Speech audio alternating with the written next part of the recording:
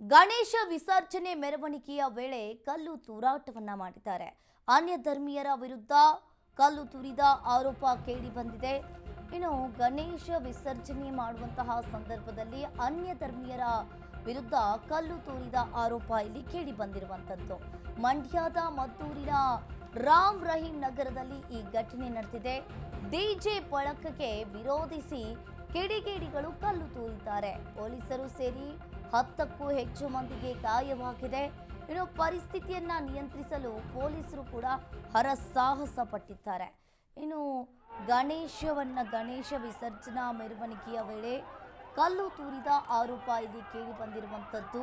ಇನ್ನು ಡಿಜೆ ಬಳಕೆಯನ್ನ ವಿರೋಧಿಸಿ ಗಣೇಶ ಮೂರ್ತಿಯ ಮೇಲೆ ಅನ್ಯ ಧರ್ಮೀಯ ಯುವಕರು ಕಲ್ಲು ತೂರಿದ್ದಾರೆ ಅನ್ನೋದು ಇಲ್ಲಿ ಆರೋಪ ಇಲ್ಲಿ ಕೇಳಿ ಬರ್ತಾ ಇರುವಂಥದ್ದು.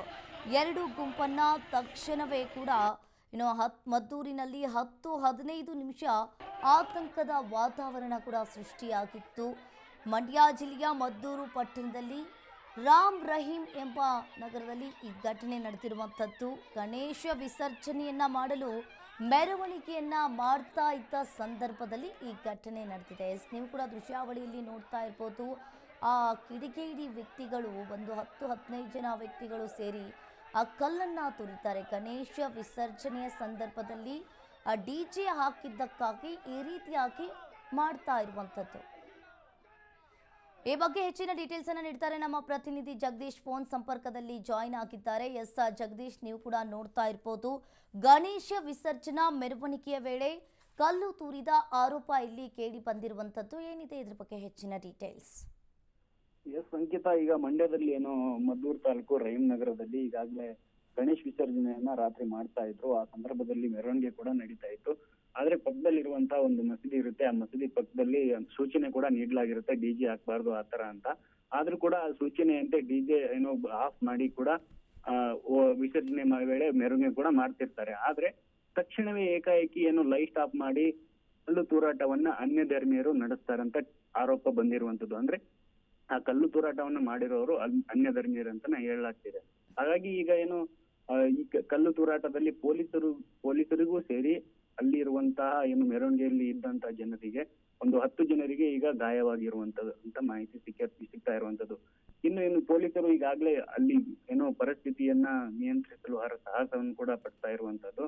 ಹಾಗಾಗಿ ಅಲ್ಲಿ ಮಂಡ್ಯದಲ್ಲಿ ಗಣೇಶ್ ವಿಸರ್ಜನೆ ವೇಳೆ ಅಲ್ಲಿ ಮೆರವಣಿಗೆ ನಡೀತಾ ಇರುತ್ತೆ. ಆ ಮೆರವಣಿಗೆದಲ್ಲಿ ಇದ್ದವರೇ ಈ ಕಲ್ಲು ತೂರಾಟವನ್ನ ಮಾಡ್ತಿದ್ದಾರೆ ಅನ್ನುವಂತ ಆರೋಪ ಕೂಡ ಈಗ ಕೇಳಿ ಬರ್ತಾ ಇರುವಂತದ್ದು. ಅಂದ್ರೆ ಅನ್ಯ ಧರ್ಮೀಯರು ಕೂಡ ಇದರಲ್ಲಿ ಭಾಗಿಯಾಗುವ ಶಂಕೆ ಕೂಡ ವ್ಯಕ್ತವಾಗಿರುವಂತದ್ದು. ಈ ಘಟನೆ ಕುರಿತು ಈ ಘಟನೆಯನ್ನ ಖಂಡಿಸಿ ಅಲ್ಲಿರುವಂತಹ ಹಿಂದೂ ಪರ ಸಂಘಟನೆಗಳು ಈ ಘಟನೆಯನ್ನ ಖಂಡಿಸಿ ಟಿಬಿ ವೃತ್ತದಲ್ಲಿ ಮದ್ದೂರಿನ ಟಿಬಿ ವೃತ್ತ ಇರುತ್ತೆ, ಆ ಟಿಬಿ ವೃತ್ತದಲ್ಲಿ ಪ್ರತಿಭಟನೆಯನ್ನ ಹಮ್ಮಿಕೊಂಡಿರುವಂತದ್ದು. ಈ ಪ್ರತಿಭಟನೆಗೆ ಈಗಾಗಲೇ ಬಿಜೆಪಿ ಮುಖಂಡರು ಕೂಡ ಸಾಥನ್ನ ನೀಡಿರುವಂತದ್ದು. ಇನ್ನು ಈ ಕಲ್ಲು ತೂರಾಟದಲ್ಲಿ ರಾತ್ರಿ ಕಲ್ಲು ತೂರಾಟ ನಡೆದಿದೆ. ಈ ಕಲ್ಲು ತೂರಾಟಕ್ಕೆ ಸಂಬಂಧಪಟ್ಟಂತೆ ಈಗಾಗಲೇ ಆರೋಪಿಗಳನ್ನ ಕೂಡ ಈಗ ವಶಕ್ಕೆ ಪಡೆದಿರುವಂತದ್ದು. ಈ ಕಲ್ಲು ತೂರಾಟದಲ್ಲಿ 20ಕ್ಕೂ ಹೆಚ್ಚು ಜನ ಇರ್ತಾರೆ.